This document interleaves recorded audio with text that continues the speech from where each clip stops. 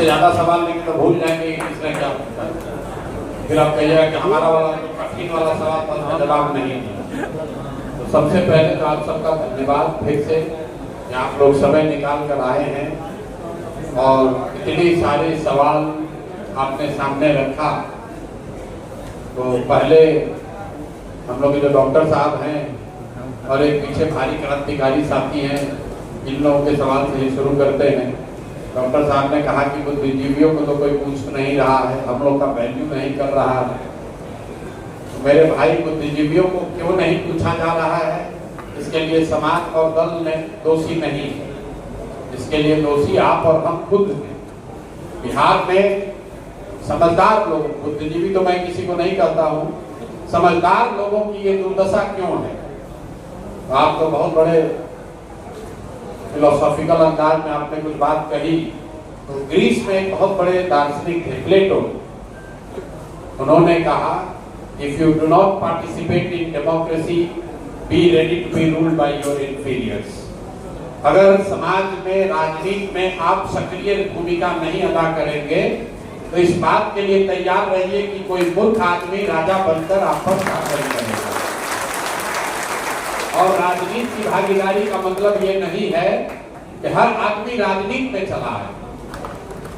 राजनीति में भागीदारी का मतलब ये है कि सामाजिक राजनीतिक नजरिए से ऐसी चीजें जो आपके जीवन को, आपके बच्चों के जीवन को प्रभावित कर सकती हैं, कम से कम उससे आपका जुड़ाव, लगाव होना चाहिए। अब आपका है कि नहीं, अभी जांच लीजिए। हम 3 वर्ष से बिहार में पैदल चल रहे हैं और जितने भी सवाल यहाँ पूछे गए, कोई ऐसा सवाल नहीं है जिसको पहले दिन हमको चंपारण में न पूछा गया हो और जिसको आज आप यहाँ दोहरा नहीं रहे। अभी तक हम इतने, इसीलिए हम ये मौका देते हैं लोगों को, शायद कोई नया सवाल आ जाए। कोई ऐसा सवाल आपने नहीं पूछा, चाहे वो पलायन की बात हो, भ्रष्टाचार कम करने की बात हो, जल सुराज पर लोगों का भरोसा क्यों हो इसकी बात हो, भूमि सुधार की बात हो, चकबंदी की बात हो, ये सारे बातों पर लोगों ने सवाल पूछे हैं। उसका सैकड़ों बार जवाब दिया गया है और उन जवाबों को आपने अपने फेसबुक पर, यूट्यूब पर देखा, समझा भी है। लेकिन राजनीति से आप अपने आप को इतना अलग मानते हैं, वीडियो पर देख लिए, ठीक है, जब होगा तब देखा जाएगा, जब मिलेंगे प्रसाद से तब सोचेंगे। हम काहे दिमाग लगाएं? यही कारण है कि पिछले 25-30 सालों में आप जैसे समझदार लोग, हम अपने आप को भी उसमें शामिल कर रहे हैं, आप जैसे समाज की समझ रखने वाले लोग या तो राजनीति में धकिया कर किनारे कर दिए गए या स्वेच्छा से आप ही खुद से किनारे हो गए। अब बचा कौन समाज में? तो जितना लंपट बदमाश है वही नेता बनकर आपको हत्या कर रहा है। अब फिर आप कहते हैं कि भैया सुधार नहीं हो रहा है। लोग कहते हैं कि हमारे पास विकल्प है। बिहार में लोगों का एक स्टैंडर्ड आंसर है कि हमारे पास विकल्प नहीं था। भैया अब आप आए हैं, अब आपके साथ हम लोग चलेंगे। मेरे भाई, आप लोग जितने लोग यहाँ बैठे हैं, ज्यादातर लोग वोट 1-2 बार तो दिए ही होंगे। शहर के लोग ज्यादा वोट नहीं देते हैं, लेकिन हम मान रहे हैं कि आप लोग कुछ वोट दिए होंगे। तो भैया ईवीएम पर नोटा था कि नहीं? नोटा क्यों नहीं दबाए?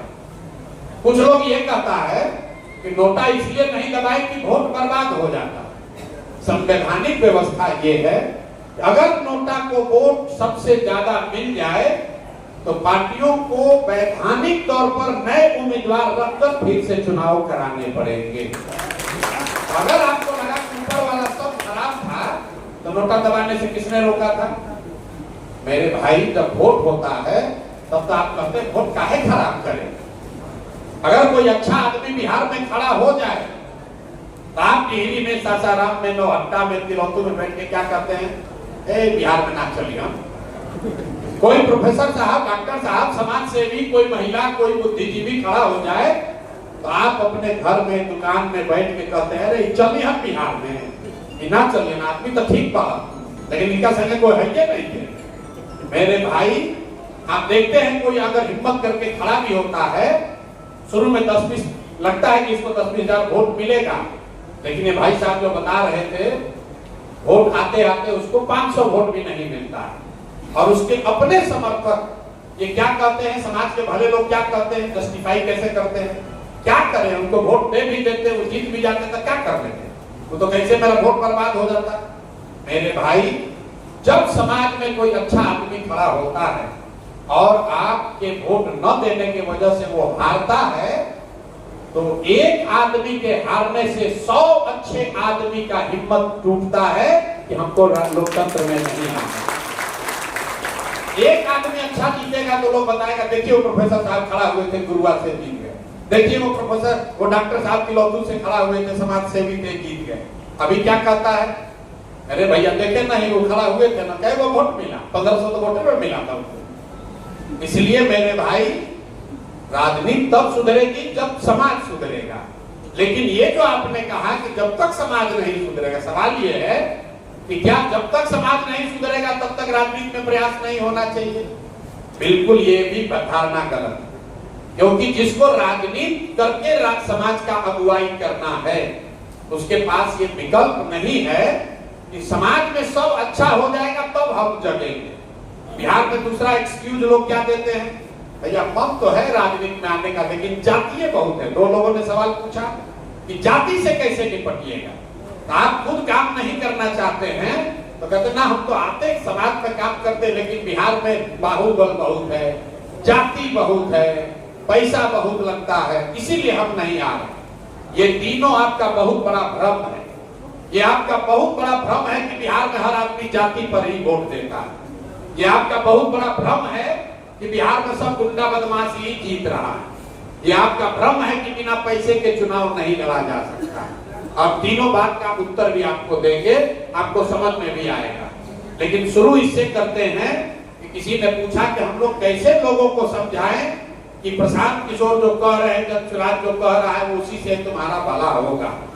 आप ये कह रहे हैं कि हम उनको जाके आप बताना चाहते हैं कि प्रशांत किशोर बहुत बड़े विद्वान हैं, इन विषयों की उनको समझ है, इसलिए उनको वोट देना चाहिए। हम आपको कह रहे हैं भैया, ना हम विद्वान हैं, ना हमको सभी विषयों की समझ है, ना किसी को हो सकती है। लोगों को आप कैसे समझाइएगा? आपको खुद भी पूछना चाहिए कि आप जन सुराज पर क्यों भरोसा करें। तो भैया, हम इसका सीधा जवाब रोज देते हैं कि जन सुराज पर बिल्कुल भरोसा मत कीजिए, बिल्कुल भरोसा मत कीजिए। लोकतंत्र में ये व्यवस्था आपको बनाई गई है, किसी दल, किसी नेता पर आपको भरोसा परमानेंट नहीं करना है, उसको 5 वर्ष का अवसर देना है। 5 वर्ष में वो काम करे तो ठीक, न करे तो उसको हटाइए। अब जन सुराज पर भरोसा करें कि न करें, उसके लिए एक आपको उदाहरण दे देते हैं। मान लीजिए कि आपको चीनी का रोग है, यहाँ बैठे बहुत लोगों को हो भी सकता है। चीनी का रोग होता है, आप टिहरी में डॉक्टर के पास जाइएगा तो डॉक्टर साहब आपको बताएंगे भैया ये रोग ठीक नहीं होगा, आप दवा खाते रहिए, शुगर लेवल कंट्रोल में रहेगा, थोड़ा संयम रखिए, एक्सरसाइज कीजिए, चीनी उनी ज्यादा मत खाइए। आप घर आइएगा, क्या बताइएगा? तो भैया चीनी का रोग हो गया है, थोड़ा संयम से ही रहना पड़ेगा। कोई जलेबी देगा खाने के लिए, आप नहीं खाइएगा, हे भाई संभाल के रहो, हमको चीनी का रोग है, मना है। फिर किसी ने बताया भैया पटना में एक बहुत बढ़िया डॉक्टर है, आप वहां गए, उससे शायद कुछ कंट्रोल हो जाए, तो शायद आपको दवा बदल देगा। लेकिन वो भी ये कहेगा कि ठीक नहीं होगा भाई, रहना तुमको चीनी के रोग के साथ ही है, तुमको अब 2 बार खाना नहीं, 2 बार दवा नहीं लेनी पड़ेगी, एक नई दवा आई है, खाली सुबह में 1 टैबलेट खाइए, इसी से ठीक हो जाएगा। आप मन में सोच के चलिए कुछ तो सुधार हुआ, आ गए। फिर कोई अभी घर पर आपके आया, बोला भैया दिल्ली में एक नया डॉक्टर आया है, उसके पास चीनी का रोग का इलाज है, आप अपना रिजर्वेशन वगैरह कराइएगा, किसी को जानते हैं भैया चलो यार उस डॉक्टर से मिलाते हैं। दिल्ली आप डॉक्टर के पास पहुंचे, डॉक्टर ने आपको बताया हाँ भाई दवाई तो एक नया आया है, दवा नई आई है जिससे चीनी का रोग ठीक हो सकता है, लेकिन ठीक होने की संभावना सिर्फ 50% ही है। 50% संभावना है, ठीक हो भी सकता है, ठीक नहीं भी हो सकता है। आप क्या कहिएगा? सब खाने से कोई नुकसान तो नहीं ना होगा? तो लगा नुकसान नहीं होगा, संभावना ठीक होने का 50% है। तो आप क्या कहिएगा? अरे भाई नुकसान नहीं है तो चलो ट्राई कर लो यार, कम से कम 50% मेरा काम हो जाए। तो भैया जन सुराज वही नई दवा है, जन सुराज वही नया वाला दवा है। जदयू राजद आप देखे, पहले लालू जी का लेनदेन देख लिए, फिर उससे बढ़िया कुछ खाए नीतीश कुमार मोदी को देख लिए, चीनी का रोग ठीक नहीं हुआ, बिहार का दशा कुछ सुधरा, लेकिन आपकी दशा नहीं सुधरी। अब जन सुराज आया है, तो आप इसको 5 वर्ष के लिए ट्राई कर लीजिए, नया दवा के तौर पर। तो आप तय कर लीजिए बैठ के, भैया आपको पीछे का एक्सपायर दवा खाना है कि नया दवा ट्राई करना, इतने का तो हिसाब किताब है। अगर कोई कहता भाई प्रसाद से बड़ा चला के हमको बुर्बक बना रही, देखिए भाई साहब हमसे पूछ रहे इतना दल के साथ आप काम किए हैं, कैसे आप पर भरोसा कर ले? हम इतना बुर्बक है कि आपका गला काटना है तो आपको कहेंगे कि काटेंगे? हैं? तो सवाल पूछने वाले का भी हमको नहीं समझ में आता है। मान लीजिए कि हमको आपको ठगना है, तो मैं कभी ये कहूंगा कि मैं आपको ठगने वाला हूं? हिंदी का शब्द है विश्वासघात। विश्वास पहले है, घात बाद में। जिस पर विश्वास कीजिएगा वही घात कर सकता है। तो मेरे भाई किसी से ये सवाल मत पूछिए, ये भाई हमको धोखा नहीं ना दोगे? अरे भाई वो तो धोखा कर देता हो तो हमको कहेगा। तो आपके पास लोकतंत्र में बहुत अच्छी व्यवस्था है। 5 वर्ष आप जिस पर भी भरोसा करना चाहें उसको 5 वर्ष आप भरोसा कीजिए, उसको वोट दीजिए। लेकिन ये वोट और भरोसा 5 वर्ष के लिए है, जीवन भर की बंधुआ मजदूरी नहीं है। इसका असर क्या होता है? अब आप सब बुद्धिजीवी लोग हैं, इस देश में 1/3 इकोनॉमी 5 ही राज्य में है। 5 को राज्य है जहां 1/3 इकोनॉमी है, अर्थव्यवस्था है। कौन 5 राज्य है? केरल, तमिलनाडु, आंध्र प्रदेश, तेलंगाना और कर्नाटक। ये 5 राज्यों में देश की 1/3 अर्थव्यवस्था है। इन 5 राज्यों में अलग अलग भाषा बोली जाती है, अलग अलग जाति संप्रदाय के लोग हैं, अलग अलग दलों ने अलग अलग समय में वहां सरकार बनाई है। वहां पर भी बिहार से कम भ्रष्टाचार नहीं है, वहां पर भी जातियों का इतना ही प्रभाव है। फिर वो राज्य बिहार के मुकाबले इतने आगे क्यों हैं?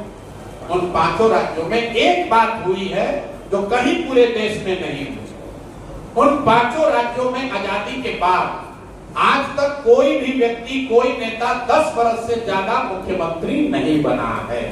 लोग पलटते रहते हैं, लोग पलटते रहते हैं। काम कीजिए या मत कीजिए, जनता का प्रभाव तब रहेगा जब नेता के मन में यह डर होगा कि मेरे भाई हम काम नहीं करेंगे तो जनता हराएगी। जब नेता जनसुराज पर भी ये लागू होता है, जनसुराज की भी कल व्यवस्था बन जाए और हम ये जान जाएं कि हमको जनता हराएगी नहीं, तो जनसुराज के नेता भी काम नहीं करेंगे। किसी ने पूछा भाई आप रोहतास के उद्योग पर क्या बोलेंगे? आप जरा बताइए। 20 वर्ष से नीतीश बाबू एनडीए की सरकार है, रोहतास का उद्योग तो 40-50 वर्ष हो गया बंद हुए हुए। आप 20 वर्ष से उसी एनडीए को वोट दिए जा रहे हैं और हमसे कह रहे हैं कि भैया रोहतास का उद्योग कैसे चालू होगा? अरे भाई, जहां जाइए बिहार में आपको 1 लाख समस्या गिनाता है और उसके बाद हम पूछते अच्छा बताइए आपके विधायक कितना बार जिससे जीत रहे हैं? कहता भैया 4 बार से। एमपी महोदय कब कितना बार से जीत रहे हैं? तो भैया 2 बार से एमपी जीत रहे हैं, इससे पहले इनके बाबूजी जीतते थे। तो दोनों बात कैसे हो रहा? आप एक और कह रहे हैं कि आपका नेता काम भी नहीं कर रहा है और उसी नेता को वोट देकर आप जिता भी रहे हैं। अब तुरंत कोई कहेगा कि तो भैया लास्ट आते आते ना जाति पर वोट पड़ जाता है। ये बिल्कुल गलत बात है। अगर आपको लगता है कि बिहार में जाति पर वोट पड़ता है तो इस बात को, इस भ्रम को अब अपने दिमाग से हटाइए। ये बिहारियों का एक बहुत बड़ा नुकसान अपना खुद कर रहे हैं ये कह के कि बिहार में तो सब जाते पर होता है। जितने यहाँ लोग बैठे हुए हैं, आप मुझे बताइए कि कौन सा ऐसा बिहार देश में राज्य है जहाँ जाति नहीं है? क्या कापू कम्मा रेड्डी आंध्र प्रदेश में नहीं है? क्या कुर्मी मराठा महाराष्ट्र में नहीं है? क्या पटेल और क्षत्रिय गुजरात में नहीं है? उनकी राजनीति में भूमिका नहीं है? कुछ लोग कहेगा ना वहां पर जाति है लेकिन बिहार में ज्यादा है। तो ज्यादा है कि कम है? अभी जांच लिया जाए। भाई 14 में यहाँ जितने लोग बैठे हुए हैं, ज्यादातर लोगों ने 14 में मोदी जी के नाम पर भाजपा को वोट दिया है। तो जरा बताइए आप लोगों में से किसका किसका जाति मोदी जी वाला जाति है? बताइए जरा आपको। जिसको लगता है कि बिहार में सब आदमी जाते पर वोट दे रहा है, तो आप बताइए कि मोदी जी को बिहार में वोट दिया कौन? मोदी जी के जाति का तो है नहीं है कोई यहाँ। दोनों बात तो सही नहीं हो सकती है। या तो हर आदमी जाति पर वोट तो तुरंत आदमी कहता ना, वो तो हिंदू मुसलमान पर देता है, जाति पर नहीं ना देता है। कहना ना, वो तो पुलवामा के लिए दिया था। अरे भाई, आप ये कह रहे हैं कि जाति पर ही सब व्यक्ति वोट देता है। आप मुझे बताइए कि अगर हर व्यक्ति जाति पर ही वोट देता है तो मोदी जी को बिहार में वोट दिया किसने? अब कोई कहता है भाई मोदी जी तो अलग चीज है, तो चलिए लालू जी को पकड़ लीजिए। आप और हम रोज पढ़ते हैं MY समीकरण, तो भैया M तो मतलब मुसलमान हुआ, तो मुसलमान और लालू जी की जाति तो एक नहीं है, तो मुसलमान लालू जी को काहे वोट देता है? भाई आप तुरंत कहेंगे तो भाजपा के डर से देता है, भाजपा के डर से देता है ना, जात के लिए तो नहीं देता है। मेरे भाई, ये आप भ्रम मत पालिए कि हर व्यक्ति जाति पर ही वोट देता है। और दूसरे राज्यों के मुकाबले जाति का प्रभाव बिहार में ज्यादा है कि कम, इसको अगर आंकना है तो एकदम साइंटिफिकली देख लीजिए। 14 में इस पूरे देश में इंदिरा जी की लहर में लोगों ने कांग्रेस को वोट दिया, मतलब पूरे देश में जातियों से ऊपर उठकर लोगों ने इंदिरा जी के मौत के नाम पर कांग्रेस को वोट दिया। तो बिहार में भी लोग जाति से ऊपर उठकर कांग्रेस को वोट दिए। 1989 में पूरे हिंदी हार्टलैंड में बीपी सिंह को वोट दिया लोगों ने, तो बिहार में भी लोग जाति से ऊपर उठकर बीपी सिंह को वोट दिए। 2014 में जब मोदी जी को पश्चिमी और उत्तरी भारत में वोट मिला, जब झारखंड में जाति टूटी, गुजरात में जाति टूटी, उत्तर प्रदेश में जाति टूटी, तो बिहार के लोग भी जाति से ऊपर उठकर मोदी के नाम पर वोट दिए। पुलवामा के नाम पर जब पूरे देश में वोट पड़ा, तो बिहार में भी लोग जातियों से ऊपर उठकर पुलवामा के नाम पर वोट किए। मेरे भाई, अगर आप किसी भी एंगल से देखिएगा तो जाति जो है वो राजनीति की एक सच्चाई है, जाति एकमात्र सच्चाई नहीं है। अगर कोई घटना, अगर कोई व्यक्ति, अगर कोई प्रयास, अगर कोई मुद्दा समाज के इमेजिनेशन को कैप्चर कर ले, तो समाज में ये ताकत है, समाज जातियों से ऊपर उठकर